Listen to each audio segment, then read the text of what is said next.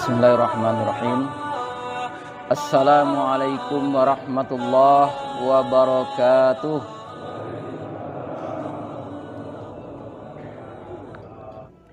Ma'asyiral muslimin yang berbahagia,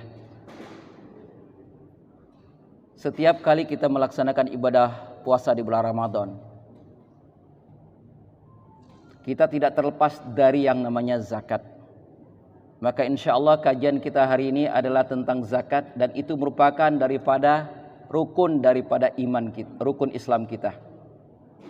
Kalau menurut dari urutannya, zakat adalah yang keempat setelah dua kalimat syahadat yang kita ucapkan, sholat 5 waktu, puasa di bulan Ramadan, dan zakat, kemudian haji ke Baitullah. Tetapi kebanyakan hadis mendudukan zakat itu adalah yang nomor 3.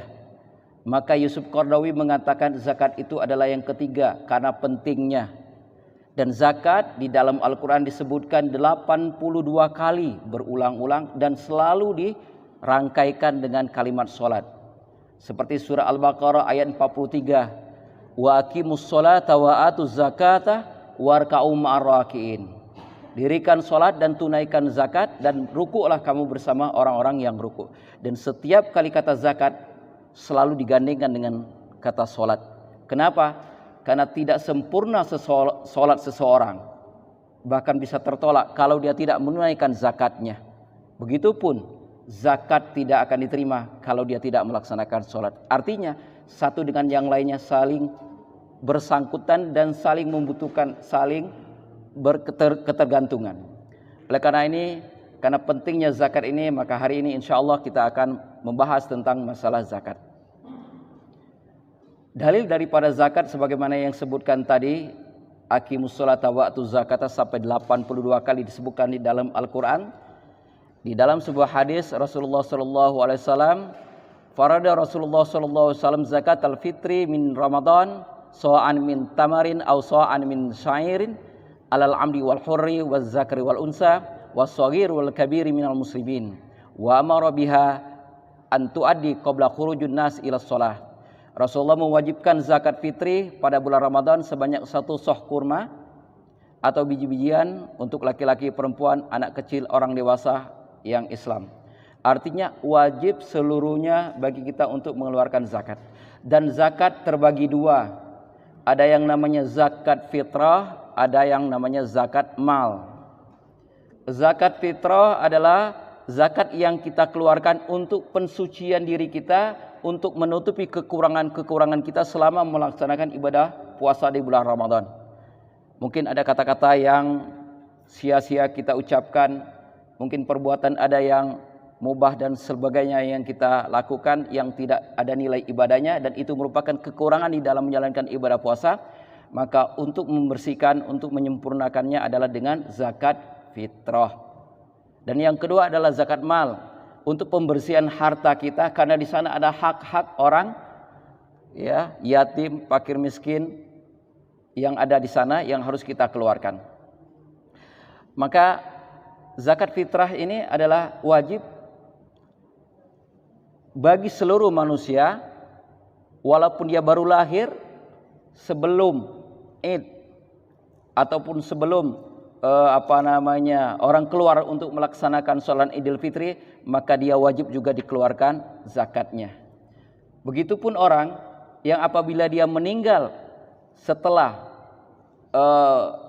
orang-orang keluar misalkan menjalankan puasa Idul Fitri, maka juga wajib bagi dia mengeluarkan zakat, kecuali kalau dia meninggal sebelum masuk waktunya Idul Fitri. Artinya semuanya wajib untuk mengeluarkan zakat fitri ini. Di hadis yang lain Rasulullah,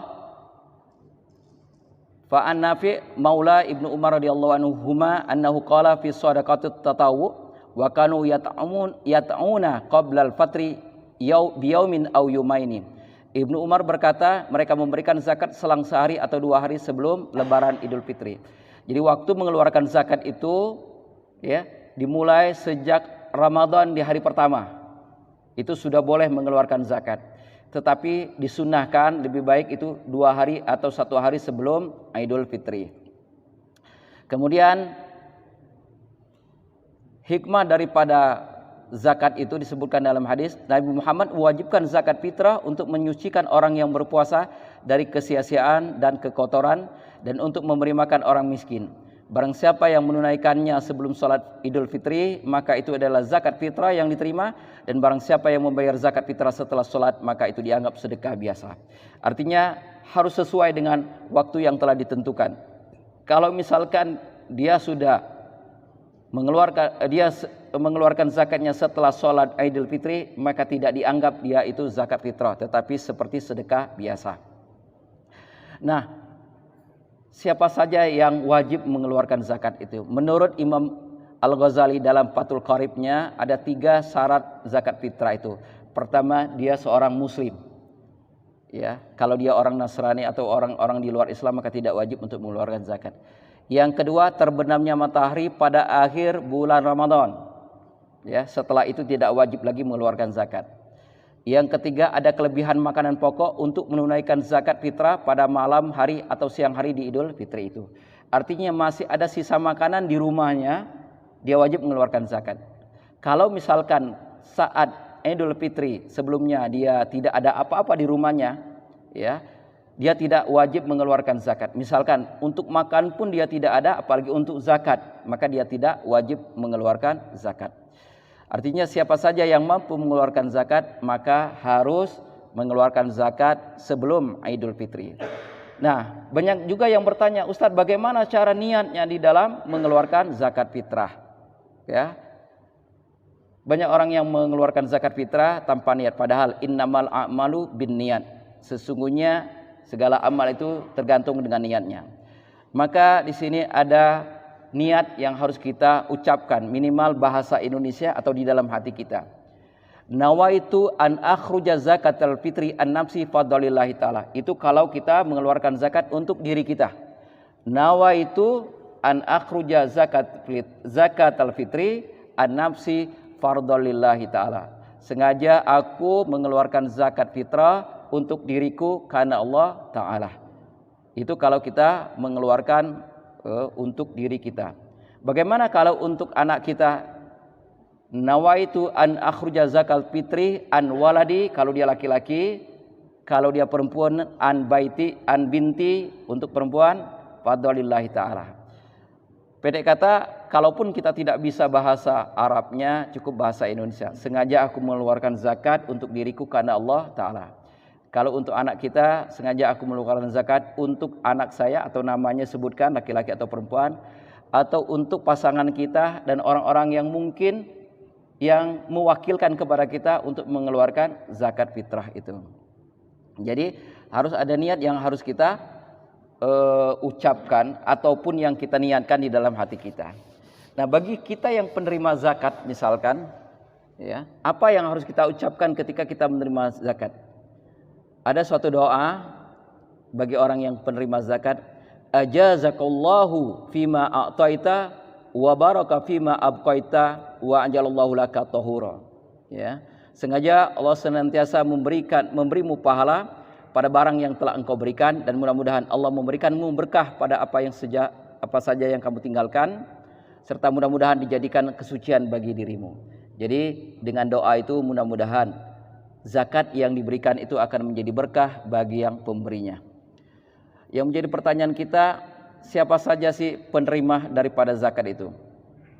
Di dalam surat At-Taubah ayat 60 disebutkan ada 6 asnaf yang biasa kita kenal, yang kita ketahui dalam penerima zakat itu. Innamas shadaqatu lil fuqara wal masakin. Sesungguhnya zakat itu hanya untuk orang-orang fakir. Apa itu orang fakir? Orang fakir adalah orang yang saat Idul Fitri ataupun saat sebelum Idul Fitri itu tidak ada makanan di rumahnya, tidak ada persiapan. Kalaupun dia sudah makan, sore pun tidak ada yang dia makan. Dia tidak punya kerjaan tetap, penghasilannya pun tidak mencukupi. Walaupun dia kerjanya serabutan, tetapi tidak mencukupi kebutuhan sehari-harinya.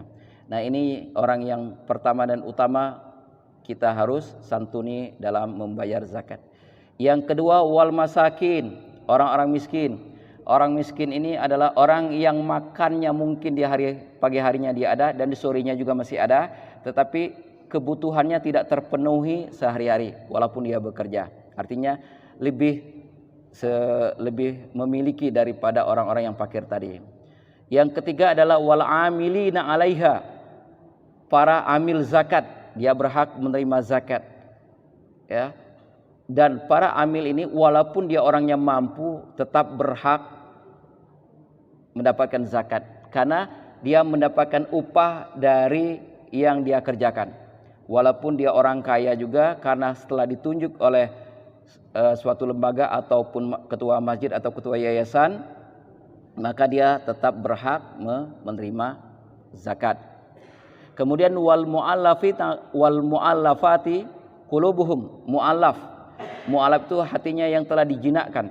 Maksudnya orang yang baru masuk Islam kemudian masih belum kuat imannya, mungkin masih baru sehingga dia berhak juga menerima zakat. Ataupun orang yang belum masuk Islam tetapi dia sudah tertarik kepada Islam dan dia tidak mampu, boleh kita memberi dia zakat.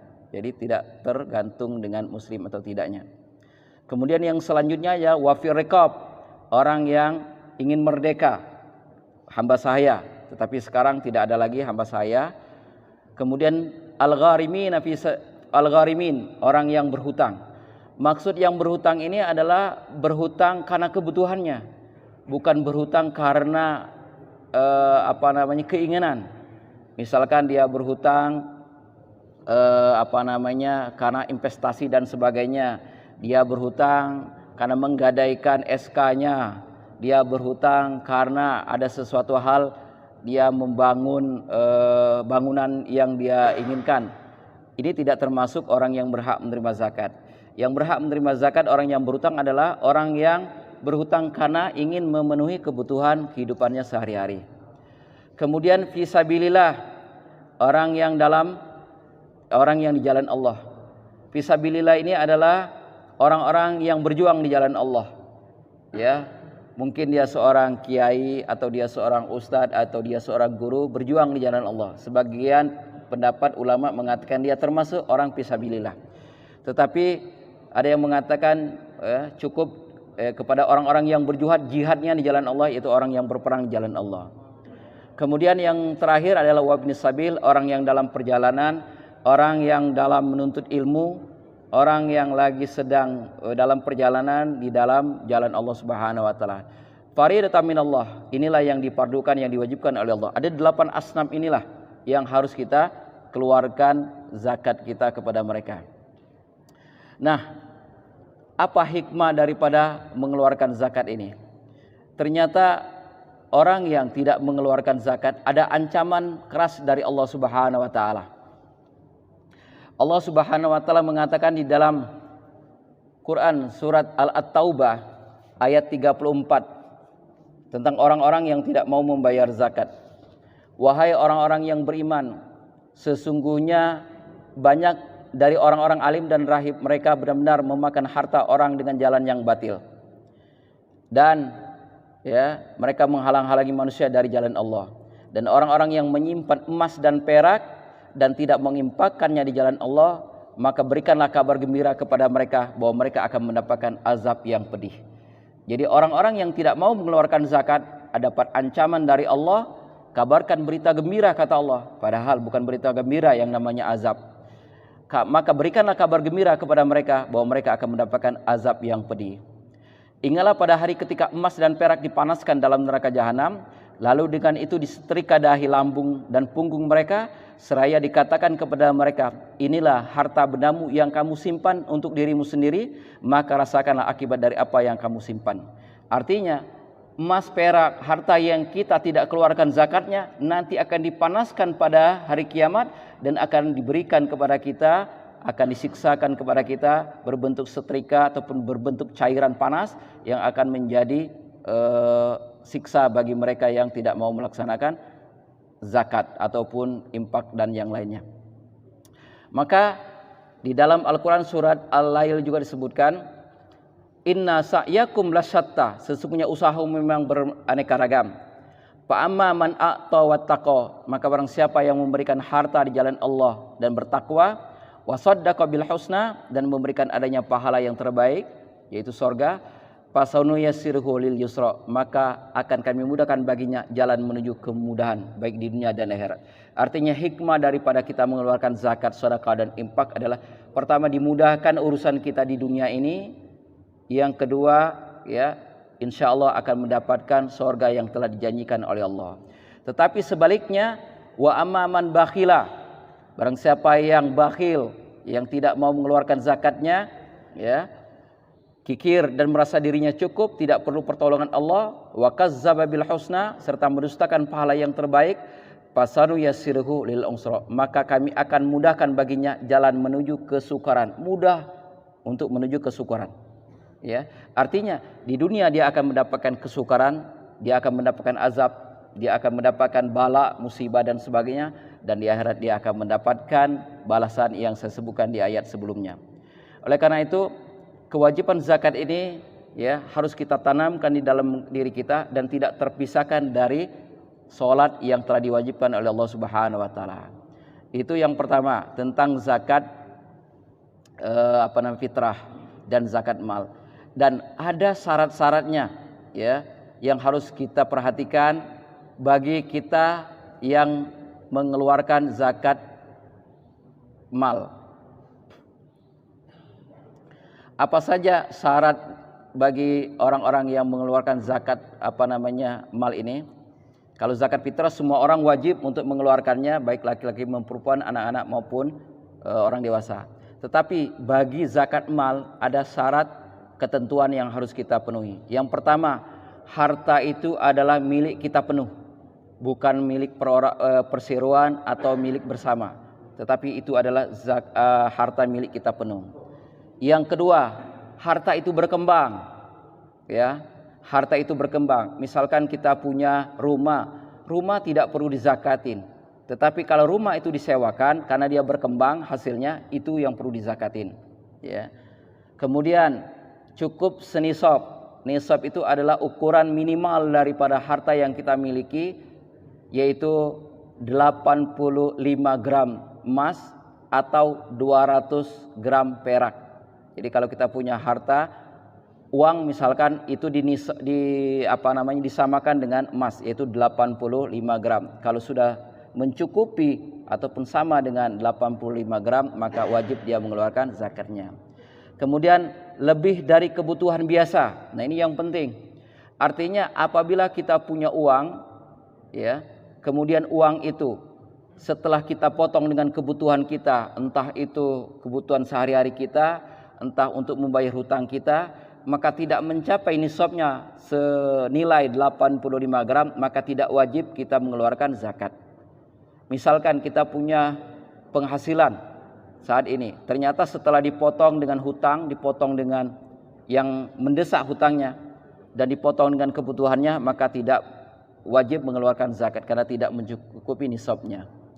Kemudian bebas dari hutang. Nah, orang yang bebas dari hutang maksudnya orang yang apabila ya sudah 1 tahun penuh harta yang telah diusahakannya tidak ada hutang piutang, maka dia wajib mengeluarkan zakat. Tetapi ketika dihitung hutangnya ketika dibayarkan dan itu sudah jatuh tempo, nisabnya tidak sampai, maka dia tidak berhak ataupun tidak wajib mengeluarkan zakatnya.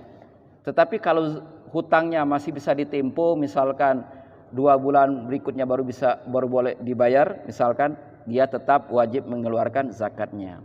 Yang keenam adalah berlalu 1 tahun, artinya haul 1 tahun penuh setelah dia berusaha, maka dia wajib mengeluarkan zakatnya. Nah, maka inilah 6 ya syarat yang harus kita perhatikan bagi kita yang mempunyai kekayaan untuk mengeluarkan zakatnya, gitu. Maka kekayaan apa saja yang perlu kita keluarkan, ya?